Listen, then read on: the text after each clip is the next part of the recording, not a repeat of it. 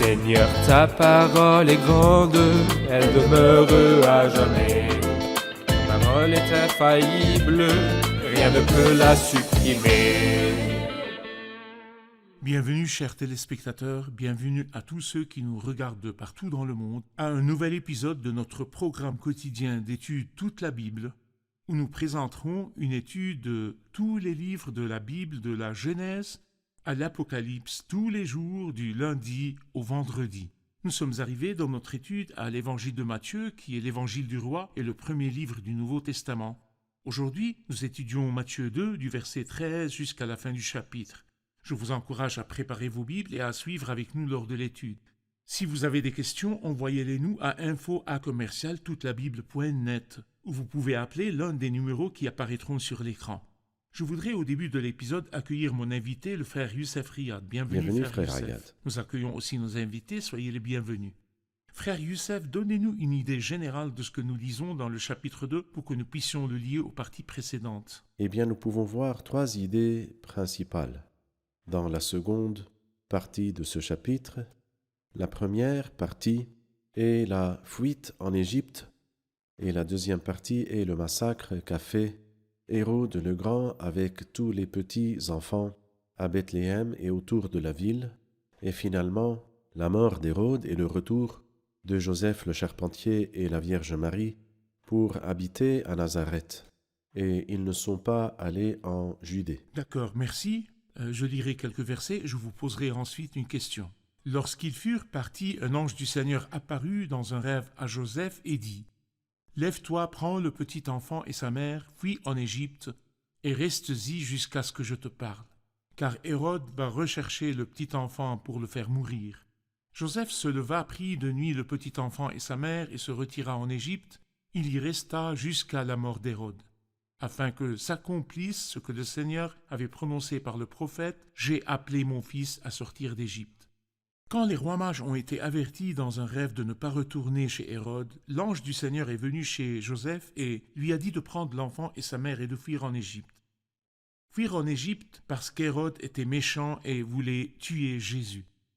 Parlez-nous donc, s'il vous plaît, de la fuite de Jésus en Égypte pour échapper à la violence d'Hérode. C'était pour que s'accomplisse l'Écriture.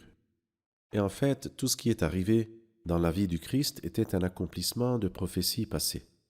Ici, nous lisons qu'ils ont fui en Égypte parce qu'il est écrit « J'ai appelé mon fils à sortir d'Égypte ».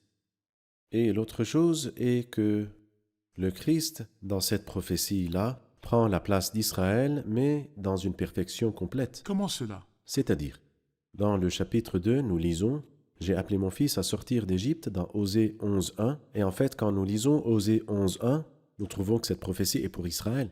En effet, elle est à propos d'Israël.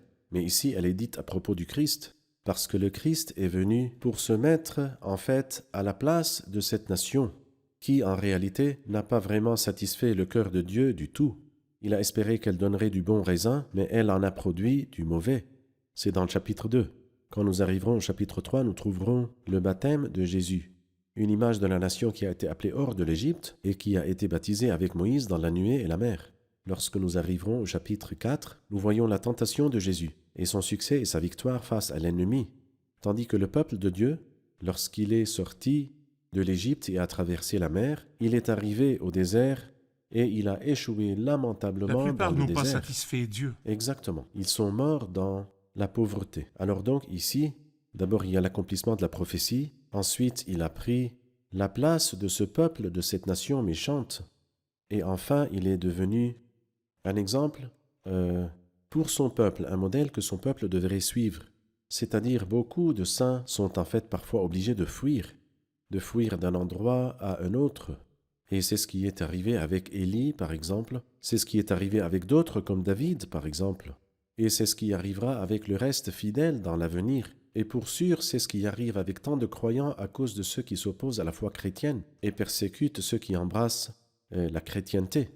Mais ici, le Christ était le premier à prendre ce chemin. C'est comme si il nous disait « Je suis le premier et vous devez marcher derrière moi et suivre mes pas. » Eh bien, c'est beau que vous ayez comparé entre Jésus et la nation d'Israël. Oui, Jésus est allé en Égypte et en est sorti pour prendre la place de la nation et réussir là où ils ont échoué. c'est vrai. Parce que la Bible dit à propos d'Israël, tu avais arraché de l'Égypte une vigne, C'est vrai. mais elle a échoué. Elle a échoué. Dans Jean 15, Jésus a dit à propos de lui-même, je suis le vrai cep, C'est vrai. et il a réussi là où la nation avait échoué. Parfait. Très bien. Donnez-nous votre commentaire sur les vagues d'inimité contre la descendance de la femme. Je veux dire, Hérode, par exemple, voulait tuer Christ. Était-ce la première fois que Satan a essayé de détruire la descendance de la femme ou d'arrêter la venue de Christ ou de détruire Christ? Ce n'est pas la première fois ni la dernière.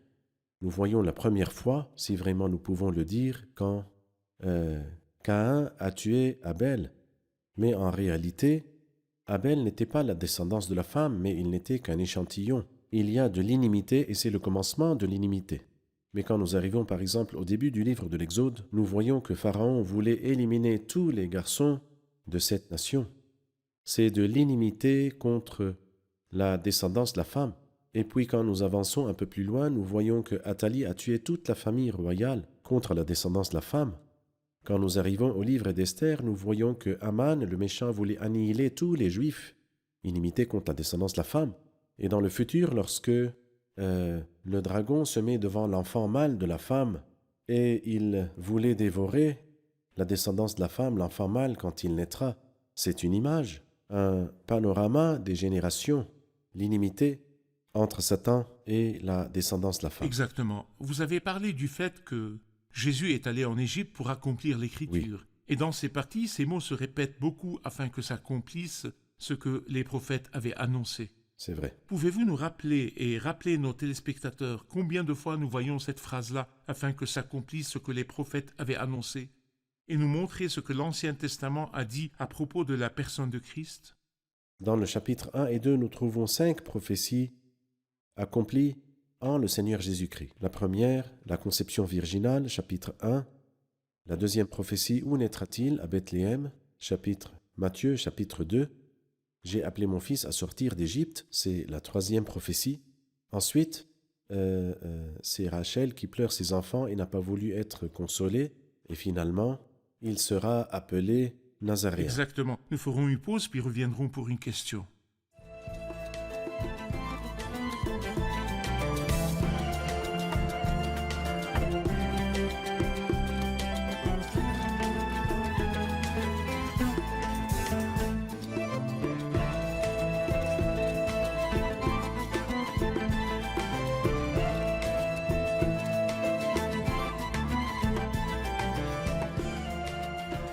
Dans le chapitre 2, verset 18, nous lisons « On a entendu des cris à Rama, des pleurs et de grandes lamentations. C'est Rachel qui pleure ses enfants et n'a pas voulu être consolée parce qu'ils ne sont plus là. Pourquoi les pleurs ici sont-ils liés à Rachel ?»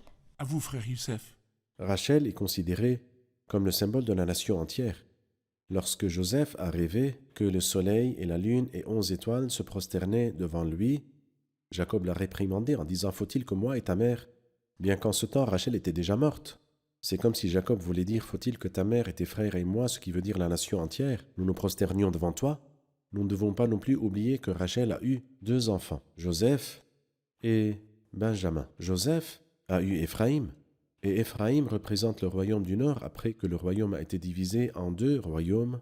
Donc Éphraïm est le royaume du Nord. Et au sud, il y avait Juda et Benjamin qui étaient aussi le fils de Rachel. Donc Éphraïm et Benjamin représentent le royaume tout entier, ou Les la 12 nation tribus. entière.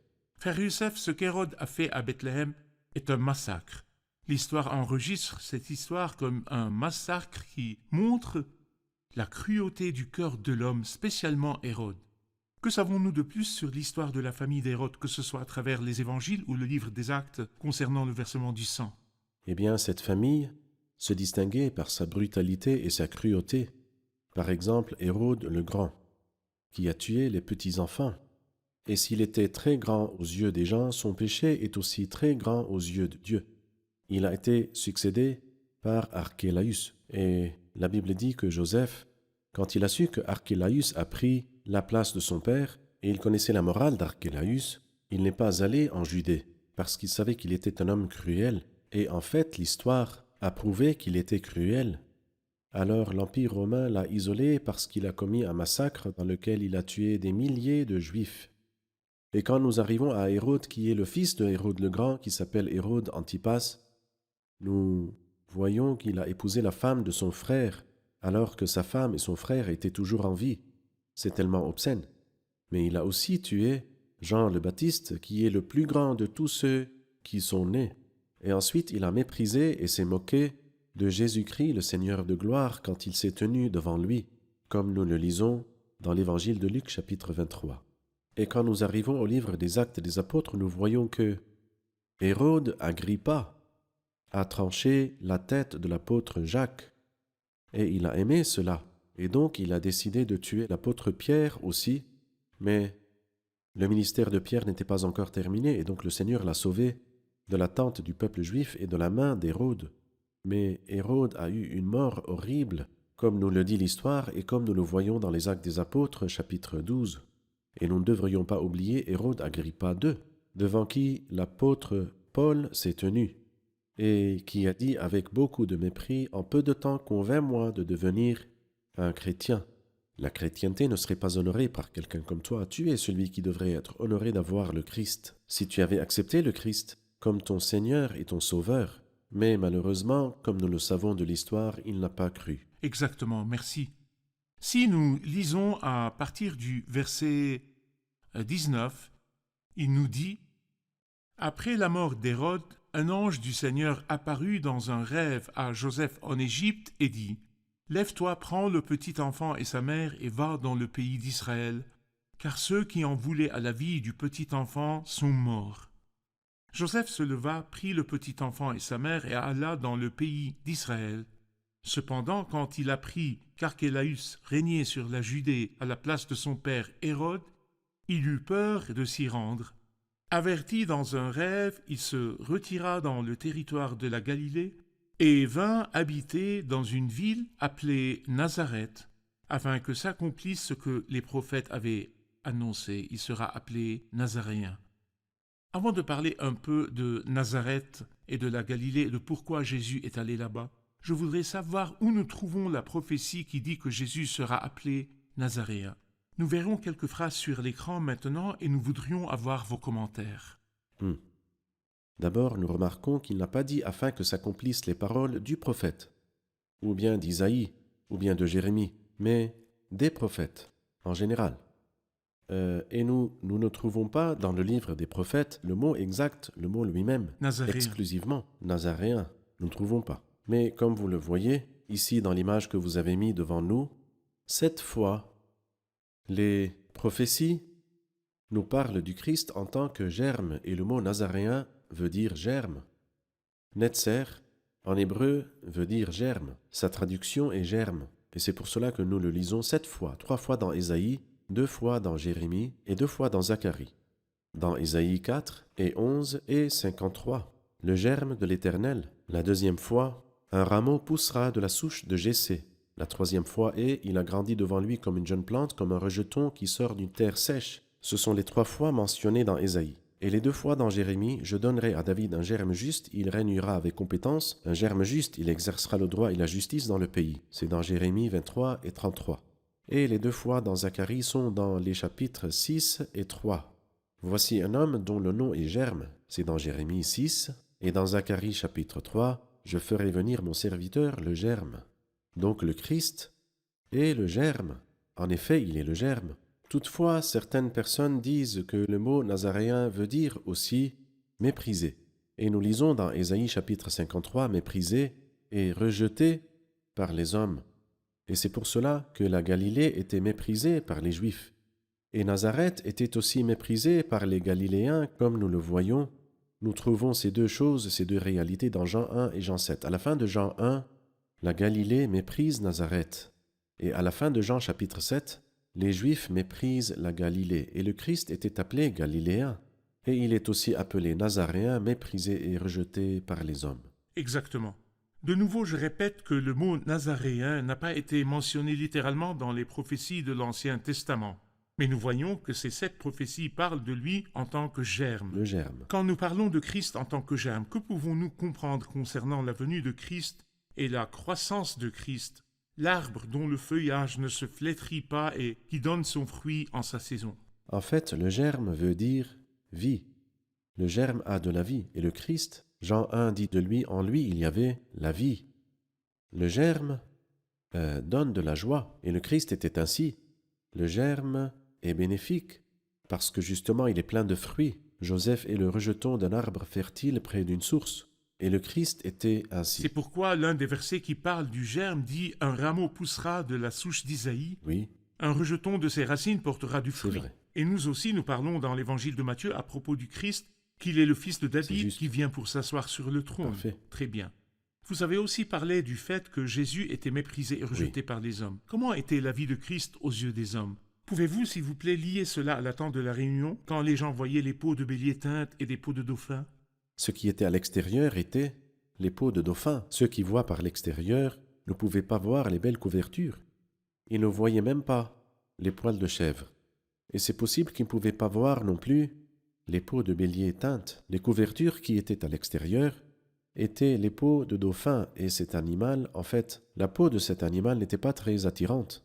Et c'est en fait une image du Christ qui n'était pas beau aux yeux des personnes ordinaires et qui était méprisé par les hommes. Mais aux yeux de Dieu ou bien aux yeux de la foi, celui qui entre dans la tente verra les belles couvertures, verra la gloire du Christ. Exactement. L'heure de Christ n'était pas encore venue pour qu'il aille sur la croix, car il était encore un enfant. Oui, Et eux qui cherchaient la mort de l'enfant étaient morts. Le verset qui dit « Un ange du Seigneur apparut dans un rêve à Joseph en Égypte et dit « Lève-toi, prends le petit enfant et sa mère et va dans le pays d'Israël, car ceux qui en voulaient à la vie du petit enfant sont morts. » Ce qui veut dire qu'il y avait une conspiration satanique pour détruire Christ, mais ceux qui ont planifié pour cela sont ceux qui sont morts. Je voudrais votre commentaire sur l'autorité du ciel dans la gestion des incidents. Toutes les conspirations et les plans pour tuer Christ ont échoué jusqu'à l'heure que Dieu a choisi pour que Christ aille sur la croix. vous remarquez ici, la Bible ne dit pas « celui qui en voulait à la vie du petit enfant qui est Hérode le Grand ». On dirait qu'il a discuté de cela avec ses conseillers, et en tant que groupe, ils ont décidé de tuer le Christ. C'est pourquoi il dit « ceux qui en voulaient à la vie du petit enfant sont morts ». Et ils étaient plusieurs. Le mot « ceux » veut dire qu'ils étaient nombreux. Et le fait qu'ils sont tous morts dans une petite période veut dire clairement que la justice du ciel est intervenue dans cette histoire. Vous voulez tuer cet enfant-là, cet enfant dont le livre d'Ésaïe chapitre 49 dit « Il m'a caché dans son carquois ». C'est pour cela que vous serez tués. Je rappelle aux téléspectateurs que Saul voulait tuer David. Saul s'est suicidé et David est devenu roi. Aman a voulu pendre Mardoché. Aman est celui qui a été pendu sur la potence qu'il a faite, et Mardoché a été vraiment beaucoup glorifié. Et c'est de même pour le Christ. Ils ont essayé 7 fois de le tuer, mais il a été crucifié parce que son heure était venue. Mais avant que ne vienne son heure, ils ont essayé dans le chapitre 2 de Matthieu. Ils ont essayé dans le chapitre 12 de Matthieu. 2 tentatives de le tuer en tant que roi. Et une autre tentative à la synagogue de Nazareth dans Luc 4, quand ils ont essayé de le jeter de la montagne. Ensuite, 3 tentatives dans l'évangile de Jean, chapitre 5, chapitre 8, chapitre 10. Donc il y avait 6 tentatives. Mais malgré toutes ces tentatives, le Christ est mort sur la croix lorsque son heure est venue, comme la parole prophétique l'a cité exactement. Comme le ciel l'a planifié Exact. et quand l'heure est venue. C'est vrai. D'accord, merci beaucoup. Nous ferons une pause et puis reviendrons pour une question.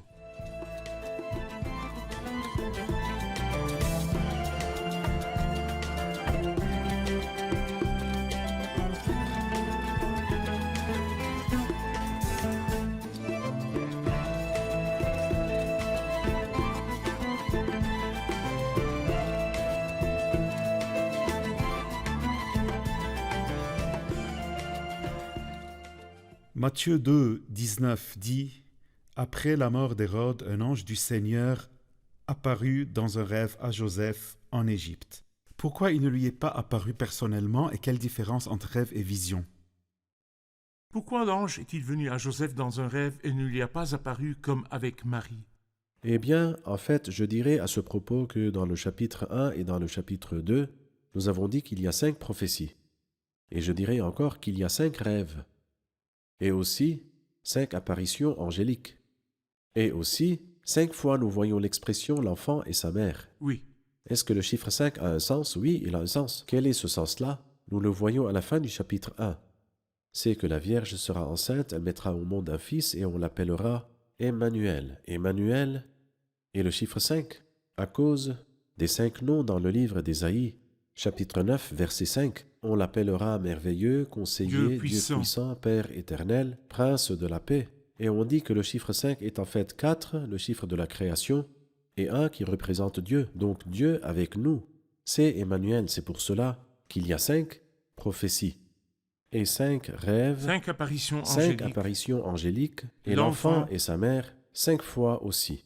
En quoi diffère le rêve de la vision? Le rêve, c'est quand nous dormons. La vision, c'est quand nous sommes réveillés.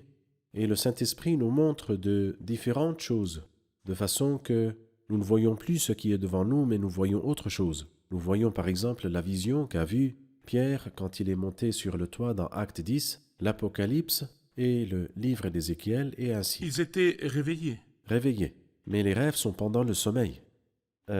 Pourquoi n'est-il pas apparu à Joseph directement? Nous avons vu dans un épisode précédent que dans l'évangile de Luc, l'ange Gabriel est apparu en personne à la bienheureuse Marie. Mais ici, il voulait sans doute montrer ou faire sentir qu'il y a une barrière entre le ciel et ses sujets. Pourquoi? Parce qu'il nous parlait du Christ, le roi. Lorsqu'il est venu parmi nous comme homme, il est proche de nous. Mais lorsque le roi vient, il faut qu'il y ait une barrière entre le roi et entre ses sujets. C'est pour cela que l'ange est apparu dans un rêve, et l'ange est apparu, et il est apparu à Joseph, pas directement, mais pour nous montrer qu'il y a une distance. Exactement. Frère Youssef, je voudrais revenir au massacre des enfants de Bethléem. Oui, Quand l'Esprit Saint a voulu citer, il a cité Jérémie, chapitre 31, verset 15, oui, et il a dit dans le verset 17, ici, « Alors s'accomplit ce que le prophète Jérémie avait annoncé, on a entendu des cris à Rama, des pleurs et de grandes lamentations. C'est Rachel qui pleure ses enfants et n'a pas voulu être consolée parce qu'ils ne sont plus là. » Mais quand nous lisons Jérémie 31, verset 15, nous voudrions connaître le contexte du verset cité de Jérémie 31. Je vais le lire de nouveau. Donc Jérémie, chapitre 31, verset 15. « Voici ce que dit l'Éternel. On a entendu des cris à Rama, des lamentations et des pleurs amers. C'est Rachel qui pleure ses enfants et n'a pas voulu être consolée à propos de ses enfants parce qu'ils ne sont plus là. Voici ce que dit l'Éternel. Retiens tes pleurs ainsi que les larmes de tes yeux, car il y aura une compensation pour ta peine, déclare l'Éternel. Ils reviendront du pays de l'ennemi. Il y a de l'espoir pour ton avenir, déclare l'Éternel. Tes enfants reviendront dans leur territoire. » Quel est le contexte de cette citation de Jérémie ici? Tout d'abord, pourquoi Rama d'une façon spécifique? Rama est situé au nord de Jérusalem, tandis que Bethléem est au sud de Jérusalem. Jésus est né à Bethléem. Quelle relation avec Rama?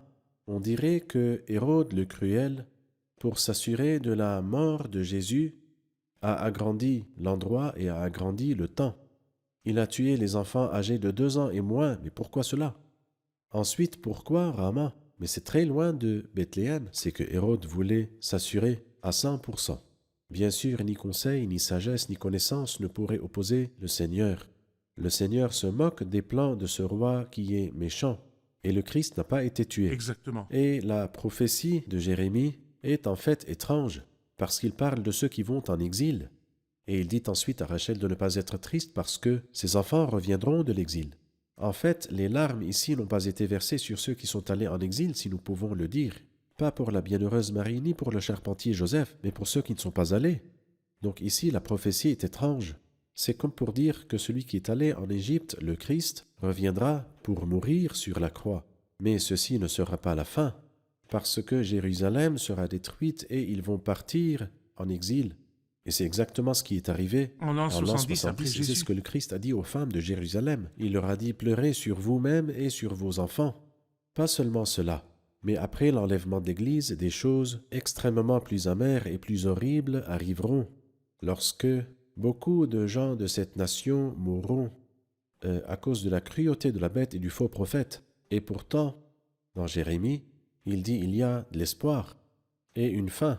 À tes pleurs et à tes larmes, ça ne sera pas la fin. » Et en fait, nous remercions Dieu parce que la prophétie ne se termine pas avec des larmes, de la tristesse et des pleurs. Mais Dieu terminera sûrement la prophétie avec la joie, le contentement et la bénédiction. Merci frère Youssef, nous sommes arrivés à la fin de notre épisode. Révisons-le avec nos invités. Qu'avons-nous appris aujourd'hui? Nous avons appris que la fuite en Égypte était pour accomplir ce qu'a dit le prophète « J'ai appelé mon fils à sortir d'Égypte » et nous voyons cela dans Osée 11.1. Cette prophétie parle d'Israël. Mais ici, dans l'évangile de Matthieu, la prophétie parle de Christ qui réussira là où la nation a échoué. Nous voyons l'autorité du ciel dans la gestion des incidents. Quand Hérode a essayé de tuer Christ et tous les enfants de Bethléem âgés de moins de 2 ans, mais Hérode est mort. Bien que le mot nazaréen n'ait pas été mentionné dans les prophéties, il veut dire le germe, et cela a été mentionné 7 fois dans l'Ancien Testament. Merci, que Dieu vous bénisse. Merci Que Dieu frère vous Youssef. bénisse. Chers téléspectateurs, je vous rappelle comment le Saint-Esprit a conclu le chapitre 2. À propos de Christ, il vint habiter dans une ville appelée Nazareth, afin que s'accomplisse ce que les prophètes avaient annoncé, il sera appelé Nazaréen. Dans cet épisode, nous avons appris qu'aucun verset dans l'Ancien Testament ne dit que Jésus serait appelé Nazaréen.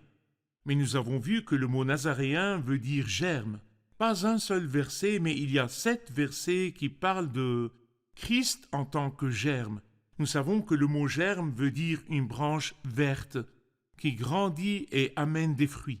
Et nous savons que la nation n'a pas pu porter de fruits, mais on dit à propos de Jésus, il a grandi devant lui comme une jeune plante, comme un rejeton qui sort d'une terre toute sèche. Au milieu de la sécheresse de la nation juive, Christ a grandi comme une branche verte, une plante devant Dieu, comme une jeune plante, un rejeton qui sort d'une terre sèche. Il a porté du fruit, c'est de lui que parle le psaume 1. Il ressemble à un arbre qui donne son fruit en sa saison, et son feuillage ne se flétrit pas. Tout ce qu'il fait, lui, réussit. Oui, le plaisir et la volonté du Seigneur ont prospéré entre ses mains. Chers téléspectateurs, votre vie ne sera pas droite et ne portera pas de fruits, sauf si vous êtes greffés en Christ, et vous êtes nés de nouveau de Dieu et vous appartenez à la personne de Christ. Jésus était aussi nazaréen, méprisé par les hommes. Il n'avait aucune beauté aux yeux des gens.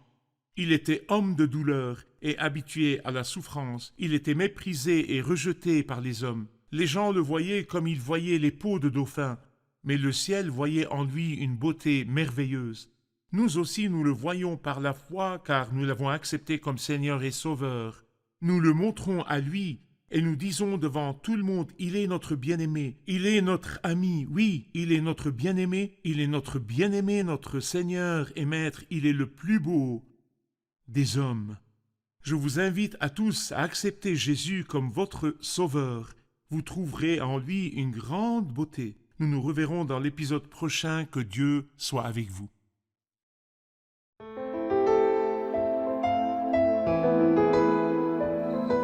Seigneur, ta parole est grande, elle demeure à jamais. Ta parole est infaillible, rien ne peut la supprimer.